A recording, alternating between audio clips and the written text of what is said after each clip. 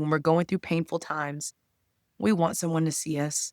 Mm. We get tired and weary and so sad about having to play pretend. It's exhausting. Yeah. We all get to the point where we're like, I just wish someone really knew. And the truth is, they want to know.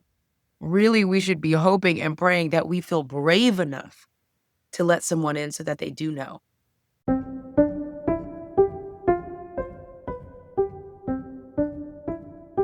Hi, this is Monica Packer, and you're listening to About Progress, where we are about progress made practical. I am a turtle, not literally, but figuratively. When times get tough for me, I isolate. Like a turtle, I withdraw back into my shell. I take care of myself until I'm ready to open up to others. But by then, it's almost harder to reach out because nobody knew I was struggling to begin with. In fact, this turtle version of me often wears a superhero cape as well, making me seem unreachable to people who otherwise would care. All that isolation does me no good, and my relationships no good too. Have you ever felt the urge to just hide when life falls apart, whether from betrayal, disappointment, or broken trust? You're not alone. So many of us struggle with isolation when what we actually need the most is a safe, honest community. Today, I'm joined by author and speaker Toni Collier, who knows firsthand what it means to rebuild a broken life. Toni came on the show a few years ago to talk about how to embrace our brokenness. And since then, her life essentially exploded in ways that would make most people retreat. Betrayal, a public divorce, a loss of a job, a church, a community, a home, and so much more. And yet, Toni chose to let people in to her pain. Today, she is here to share about how doing so ultimately helped her heal. If you've ever wondered how to trust again, how to find the right people to lean on, or how to let go of the need to be the strong one all of the time, this conversation will give you hope, courage, and practical steps forward. Toni Collier is the founder of a global women's organization called Broken Crayons Still Color and helps women process through brokenness and get to healing and hope. Toni is a speaker, host of Still Coloring podcast, and author of several books, Don't Try This Alone, Brave Enough to Be Broken, and a children's book, Broken Crayons Still Color. Toni teaches people all over the world that you can be broken and still worthy, or feel unqualified and still be called to do great things. I do want to acknowledge that Toni is very open with her spiritual beliefs, and I chose to not edit that out. About Progress has long been a space where I've sought to open doors, not close them, so I've mostly kept things more secular with our material and even how guests share certain things. But I found the way that Toni shares her faith is applicable to our topic, but also applicable to any spiritual or religious attachments you may carry or even not. So this is all just a share. I know this is a bit outside of our norm, but now you know why. That interview is coming up after a quick break for our sponsors.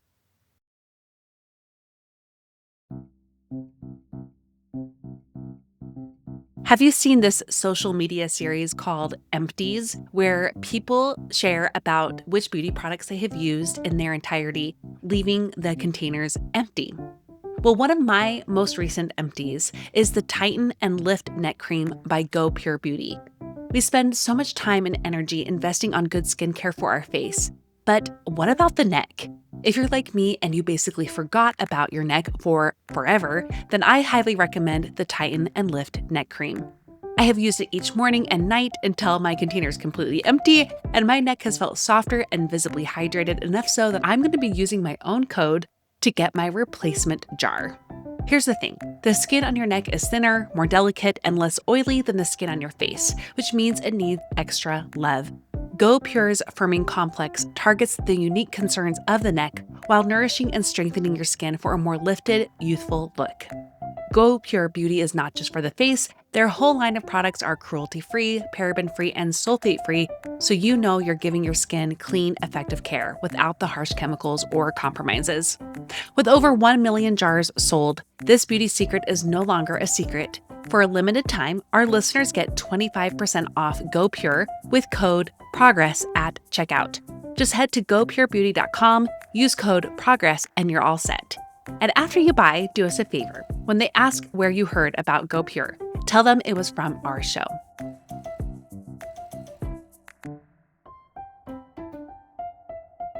I've been talking about it all summer, but the time is soon approaching for my sign up for my tour to Rome, Italy. If you haven't heard, I'm so honored to be hosting a female foodie signature tour to Rome for just the About Progress community in the fall of 2026. But tickets go on sale this September 9th to a wait list only. Speaking of the wait list, it is really important you get on there. Not only do female foodie tours sell out in minutes, the waitlist is going to get exclusive previews and content and other features throughout August. From a preview of our dinner plans and what we're going to be doing in Italy to a Q&A call with Brooke Elison, the founder of Female Foodie. You need to get on the waitlist for those things and to get access to signing up for the tour on September 9th. You can do so by going to aboutprogress.com/Italy. I cannot wait to explore the beauties of Italy and to give you time to and for yourself in this very special way next year, but again, going on sale this fall. Go to aboutprogress.com/Italy.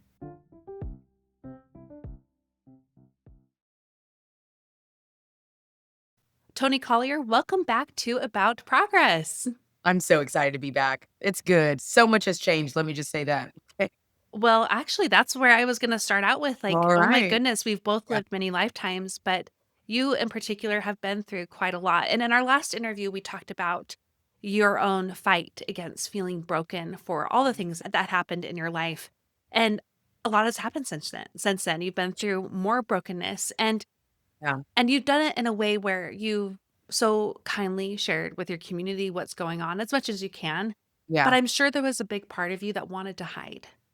So I wanted to start with that. Were you yeah. tempted to just be like, nothing to see here, folks, or to just completely disappear? Yeah. I can remember the specific moment where I was on a Zoom call in my living room. I had put together like 7 or 8 women that kind of were advising me on what to do and how to move, and just to give some context, I went through a horrific public divorce, after just enduring years and years of infidelity and betrayal and Mm, forgiving and betrayal again. I had found out in September 2023, my ex-husband called me and told me he was being extorted, by someone he had hired, and it was devastating. After years of thinking like, "Okay, we've gone past this, we've healed, we have a new marriage now."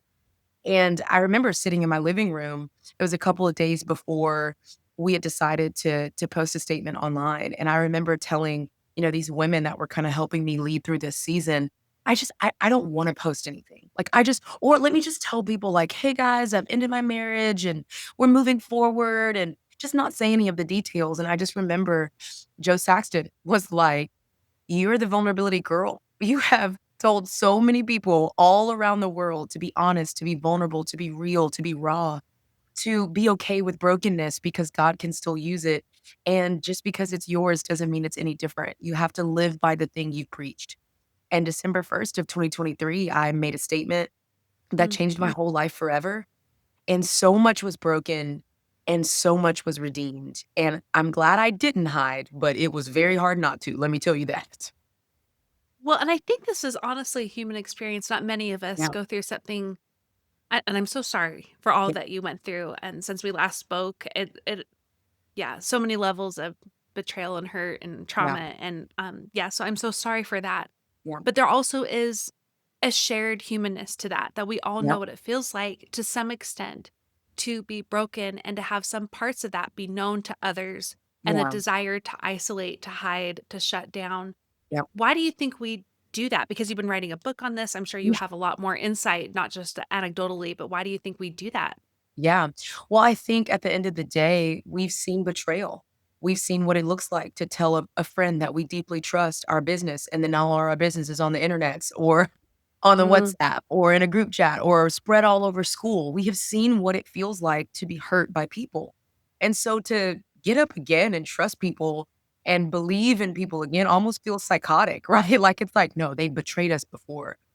And I look back now and I'm like, man, if I would have been hiding, I wouldn't have been able to experience the rescuing freedom of friends who love me dearly. Hmm. It would have been like the people that betrayed me would have won even more if I would have allowed them to keep me from trusting again.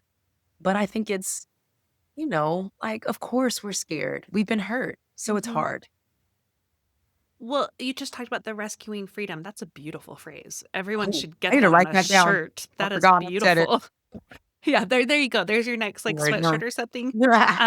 Or maybe not next, maybe your first even, but I'm curious why we think it's gonna be more harmful than hurtful then to isolate. And maybe I'm sure in your past you haven't always depended on Yeah. people. You have gone the isolation turtle route of just Oh, hiding yeah. in your shell. How is it Oh, more hurtful than helpful to do that? well, it's a little bittersweet to say this, but I've been divorced twice. My first marriage, got married super young, very abusive environment, doors ripped off the hinges, all the things we talked about in our last interview. Mhm. And I've been divorced now twice, and this second because of betrayal and infidelity.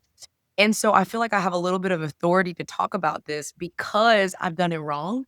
Hmm. And then I've done it this time, very right, with people in my corner. And the first time I remember not having anyone, not making good decisions, Hmm. using alcohol to numb, just, running to all sorts of things, men, and not knowing what to do with my faith, leaving the church, everything. This time, I had a whole army because I'd been living a life on the offense and not the defense.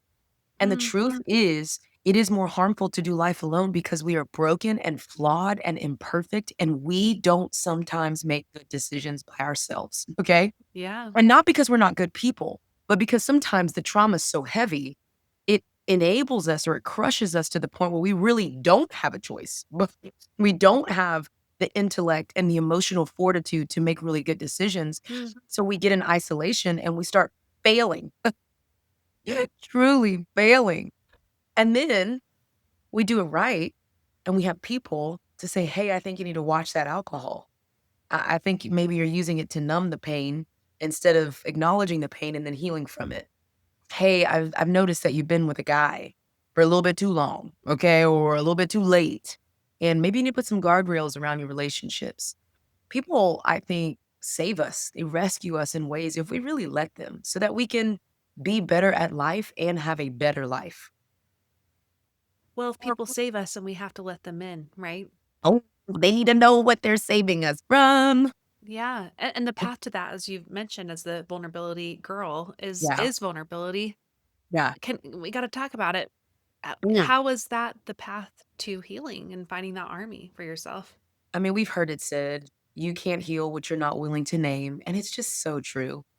When I think about I'm a gym girly now. I'm like, I could Yeah, I've probably loved lift a seeing that. tiny yeah, I'm like, I could probably lift a tiny car, okay?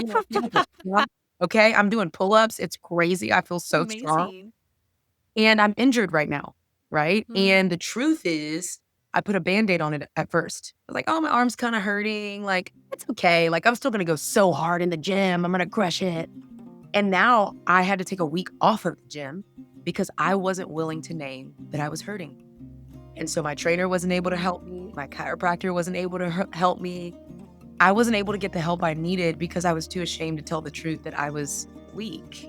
Mhm. But how much more weak am I now that I've had to take a week off of the gym when I could have just been honest, maybe first with myself Okay. and then with someone around me to hold me accountable, like, hey, you said you were injured. Okay. Why are Yeah. you doing that over there? So it's a little guardrail to let people in to keep you Mhm. from falling.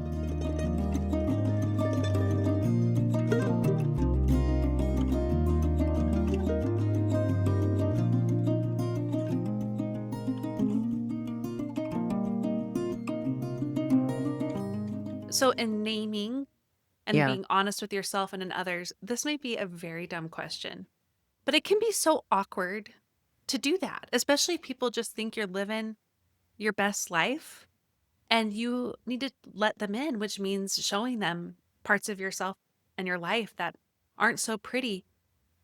How do you do it? And I've been talking about sentence Ugh. starters or like other Yeah. strategies. Like, how do you get Yeah. through that and over the awkwardness of it too. Yeah, so I've been telling people this, and I don't think they love to hear it, but the truth is, we don't just go tell our business to the people on Facebook, guys, right? Mhm. Like, this is Mhm. not, this, "Oh, let me just tell someone my business." This is, "How can I cultivate a community that can hold the weight of Mm. my pain?" Oh, So really, it is about us getting serious about our current relationships. So for those of us that maybe have some surface level friends, we've been doing life together, we take the kids to the park, but we don't really actually know what's going on behind the scenes. Maybe that looks like, hey, I'm looking to really go deep with a few friends. I'm just wondering if you guys want to maybe start hanging out and talking about some hard things, talking about what's really going on behind the scenes and how we can hold that pain with each other. And for me, honestly, there was this step-by-step process of, 1, getting honest with myself, like, "Oh, I'm mhm, not perfect, surprise." Then getting honest with God and feeling comfortable enough to let him in. Then if I'm honest, I went to a counselor first, and I kind of, like, flexed that muscle of confession by having mm, this really safe, confidential place in counseling to start feeling a little bit more freedom in some of the painful things. Then even my friends noticed this. They're like, "Okay, counseling has changed you, girl." Not mm. just like, "Oh, you're healing and I can see you," but like, "Oh, you're being more open with us as friends.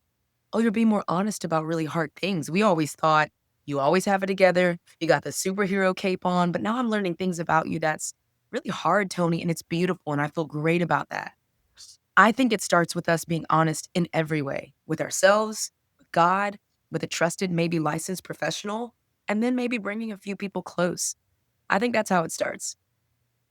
I love that you started with it's not a Facebook post kind of Oh, community. right. Stop telling all your business, you're gonna get fired. Just kidding. Yeah, we don't want that. We don't want anyone getting fired. But we do need community Yeah. for those who have been so good at the turtle route and Mhm. just hiding. Yeah. That's really scary and also nebulous to do. How do you know if a community, whether it's small or big and wherever it is, like how do you Yeah. know it's a safe community? Yeah. I kinda sorta hate the word or phrase safe spaces, like, "Oh, we've Really? created a safe space for you." I'm like, "First of all, this building is not a safe space, okay? We don't know who built this. We don't know how old it is. We do not know if it's gonna fall apart. A hurricane could literally take us all out." Like, we don't really create safe spaces, we become safe people. And Well, I think that's the thing that I talk about a whole bunch in the book is how to identify safe people. And I honestly think that it's going to get a little controversial because I talk about having friends that are already in counseling being a little bit more safe than people that aren't because they yeah. have more self awareness.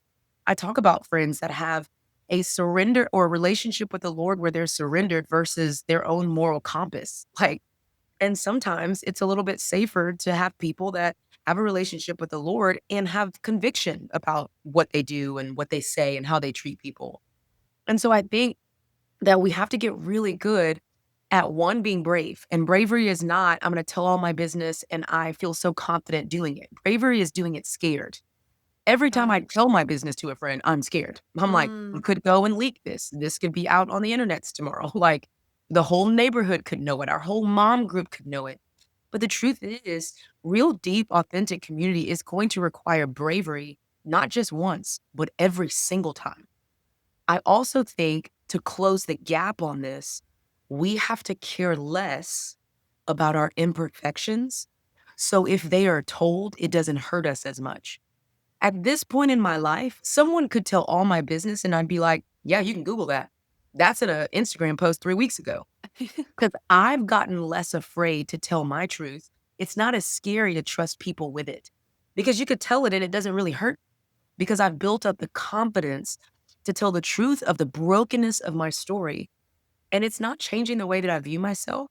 No one's leaving the room. I think actually people love me more because they're like, "Oh, wow, you're imperfect and you're still able to do beautiful things in the world."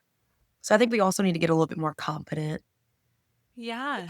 I mean, Yeah. that's not something people talk about very much, No. honestly. But it makes sense because I mean, that superhero complex I think is what so often keeps us from reaching out and Yep. depending on a community because we don't want people to see us as Yep. humans. Um which I mean, again, they don't have to know everything, but they Yep. do need to know that you're not a superhero anymore.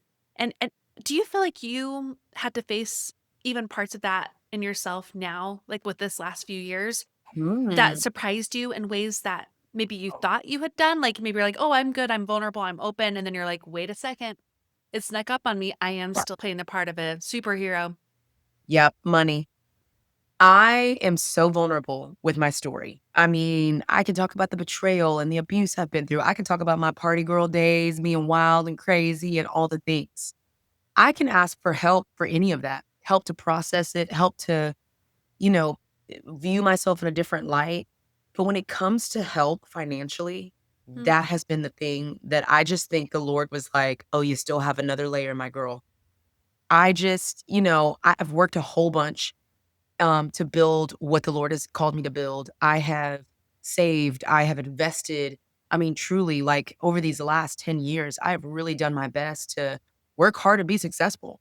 Over the last 2 years, however, when I'm hit with an unwanted and unexpected divorce, when I'm moving my children an hour away to a new city, buying a new car, deciding to get off the road, which is my primary income, deciding to get off of the road and not making any money for 3 months, and just to heal from something that I didn't even do, right? yeah. Like, just to heal from what was done to me, Mm-hmm. I was put in a very difficult financial situation, and this is the moment that I realized that I still had some growing and maturing to do.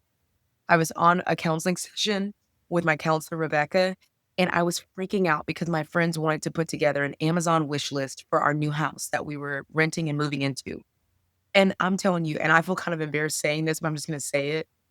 I love a good, like, black and white Scandinavian home.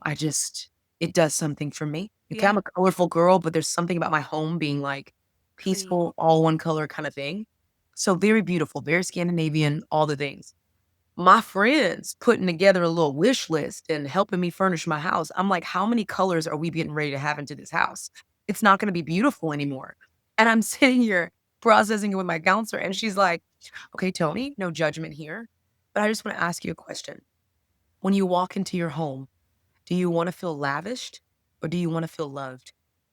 Do you wanna be able to look around your house and say, 'Ooh, I didn't have enough to buy my daughter a bedroom set, but my friend Jackie Hill Perry did. I didn't have enough to get side tables for my room with my bed, but Deborah Folletta did. I didn't have enough to get a cute little rug and a mirror that you literally see if you're watching this, but Lisa Whittle did, and my group therapy group did, and it still breaks me. It's why I'm so Yeah. emotional talking about it, like, a lot of my worthiness, I think, was connected to my finances and the security that it provided me, and so to have my whole house furnished by other people was sad for me, hard to accept and to Mm-hmm. admit, and my kids and I walk into a home and we feel so loved, you Doesn't know? that just say it all though? Like that is the whole Yeah. point is when you can put down the armor and remove that shell, you I'm going And back to what you said, that rescuing freedom is yeah, love. yeah. You get to actually be loved as you What are. a gift, and what a gift. What a gift.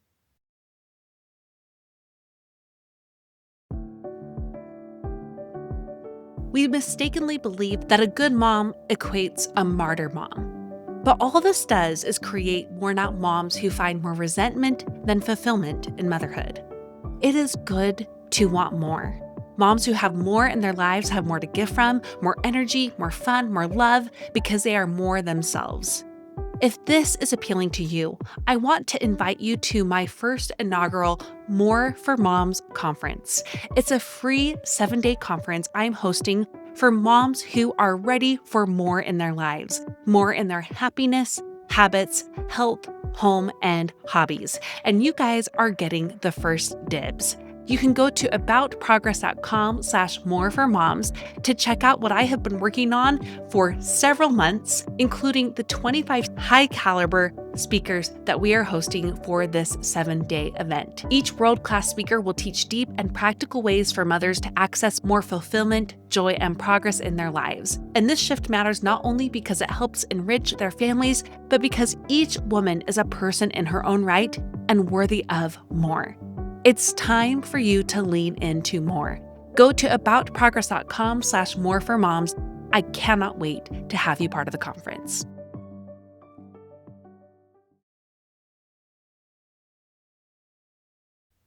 So going back to the community piece a little bit Yeah. here. I think this can get tricky when the community is what was part of Um, the hurt. You do talk about that in your book too, church hurt. We don't specifically have to talk about church hurt, but just yeah. when a community or a friendship or a relationship is Yeah. actually the source of the pain. I'd love to hear how you have moved through that. And I'm sure Yeah. it's lingering in many ways, but Yeah. how have you moved through that? And how have you seen other people move through it in ways where they can still find another community with their safe Yeah. people? Okay, I love that you bring this up. I actually have never been asked this on a podcast, so I really do like it because my kids and I are still church homeless. Like, we are just literally visiting churches, trying to figure out where our new home is. To give some context to our listeners, my ex-husband and I planted a church together. It was Mhm. originally Hillsong Atlanta, and then it Yeah. transitioned to a new church called Story Church, and, we built it together. I know the people, they knew my kids and all the things. I preached at this church, shepherded the people, all the things, and in a day, Huh. I lost it, and I still haven't heard from anybody from the church, Mm. which is insane, and I found a gym, and I remember posting this, and I tried my best not to be, like, too controversial, just really trying to tell the truth that I have felt more welcome in the gym Mm. than I did in my own church that I helped to build.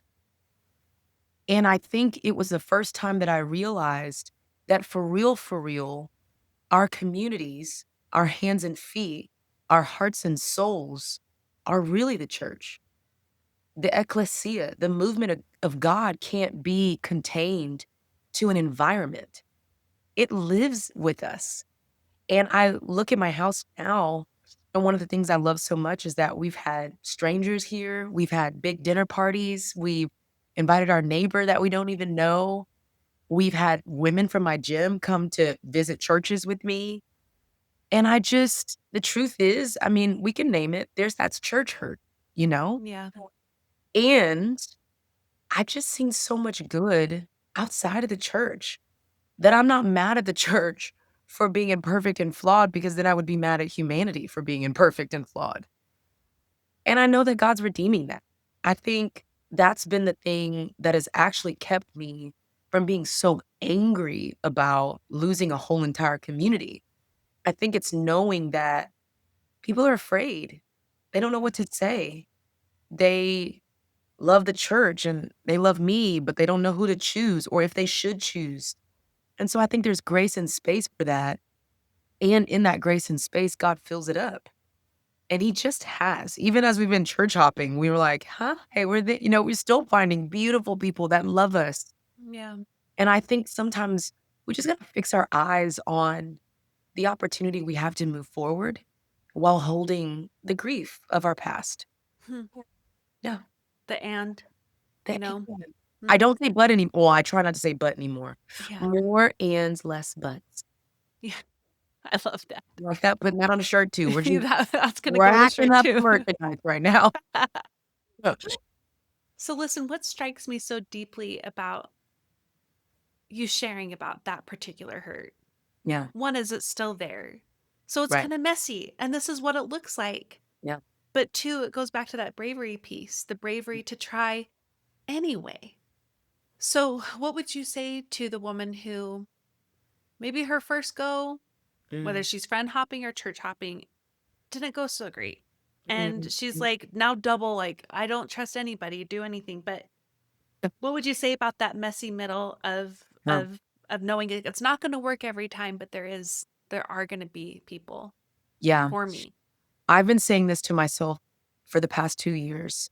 Mhm. My circumstances are not greater than God's design.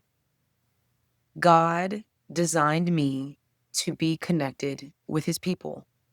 Adam needed an Eve, Moses needed an Aaron to hold his arms up, Ruth needed a Naomi, and Naomi needed a Ruth. Okay.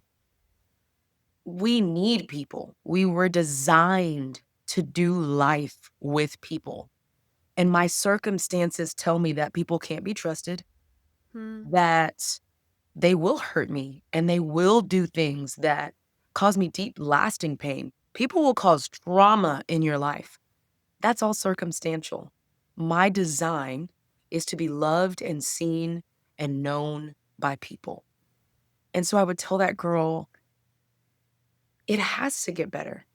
It just, and I feel like I sound kind of crazy, but I'm like, it just has from the girl, okay, Yeah. who's been betrayed over and over again. My friends call me a Teletubby because I'm just like, I still love people. They're like, how?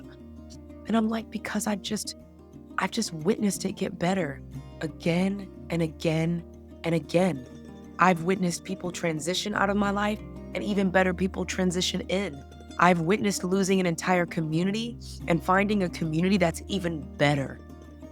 My design is greater than my circumstance. Our design is greater than our circumstances. Keep leaning in, and it's okay if it's hard. That's when you get to be brave.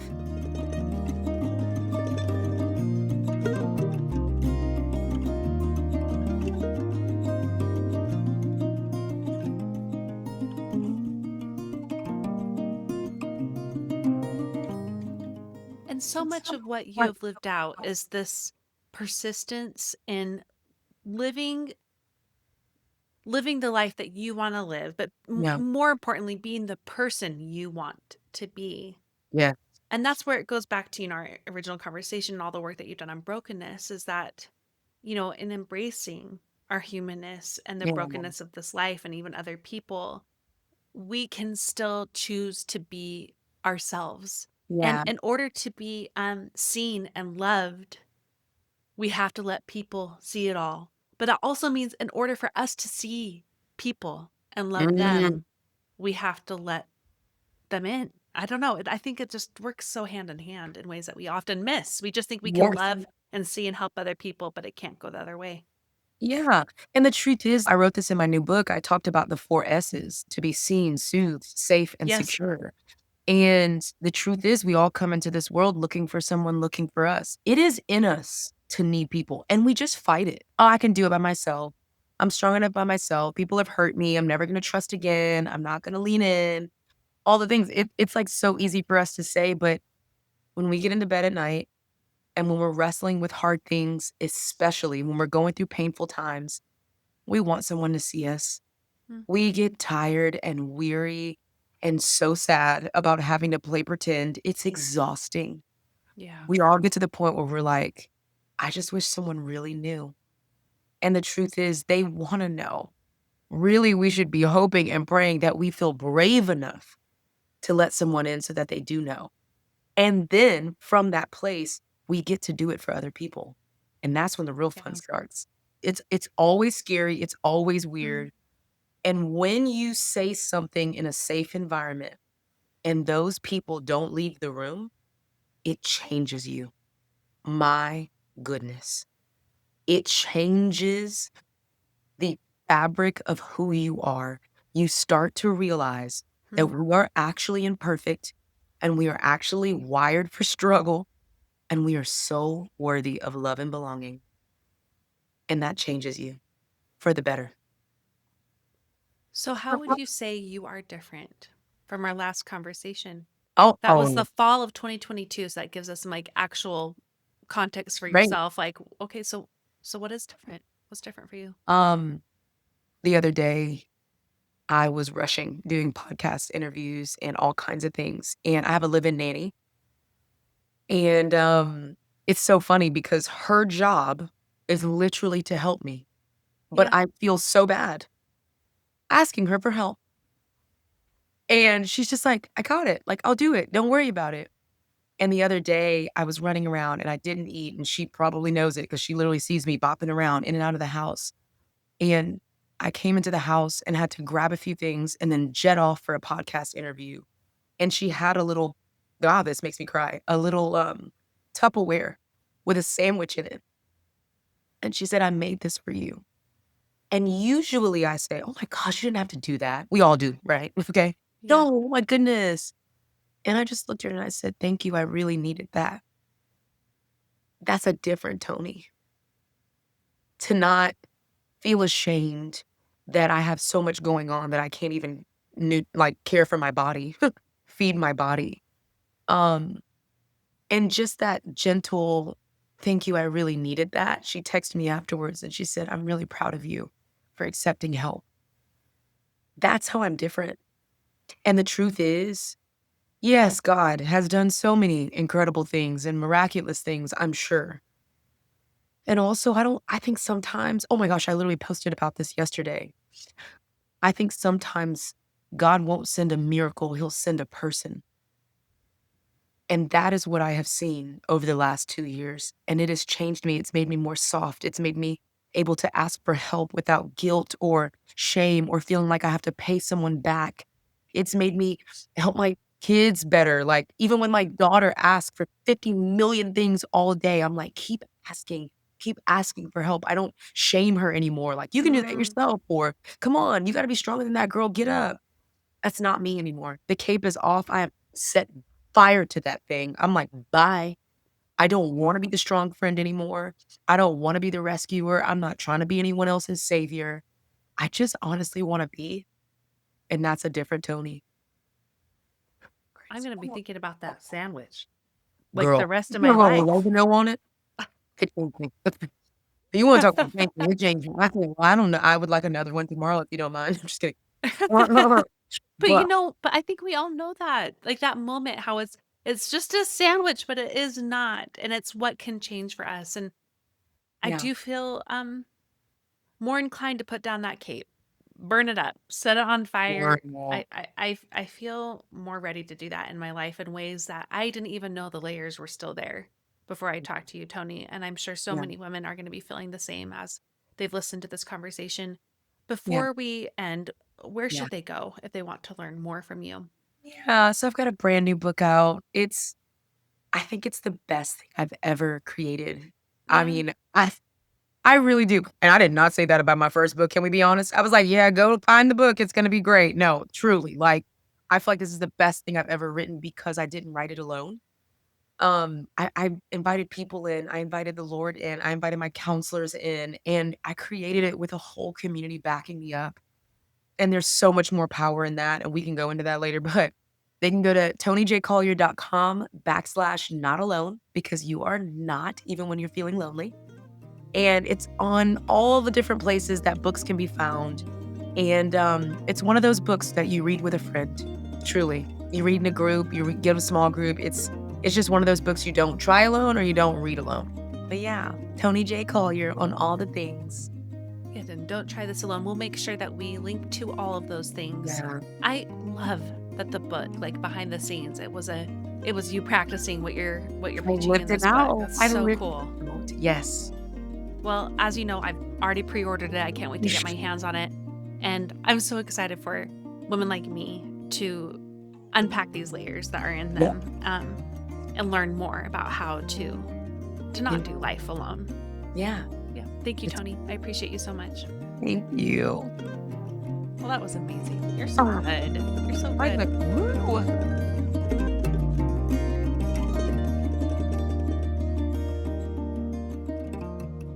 I hope this episode gave you the hug and kick in the pants you need to grow. I'll now share the progress pointers. These are the notes I take so you don't have to, and those on my newsletter get them in a graphic form each week. You can sign up at aboutprogress.com/newsletter, and what I share here is a shortened version of what you get in the newsletter. Number 1, name your pain to start healing. Number 2, choose people who can hold your story. Find safe people, not just any people. Number 3, let bravery be doing it scared. Number 4, practice receiving help. And number 5, Remember, your design is stronger than your circumstances.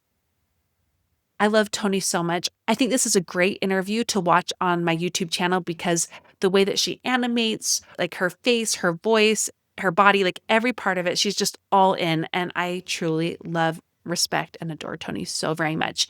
Make sure you go and pre order her book like I already have. Again, it's called Don't Try This Alone.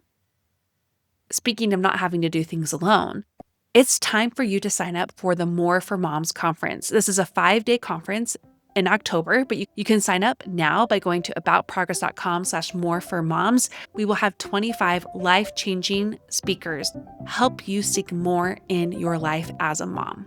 Again, go to aboutprogress.com/moreformoms. This podcast is listener supported.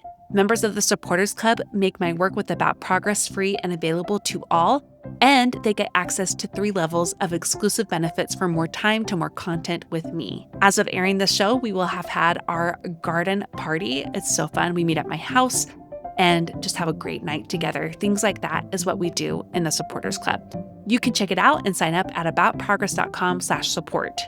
But know you can always support the show for free.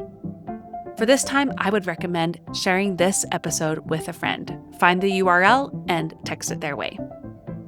Thank you so much for listening. Now go and do something with what you learned today.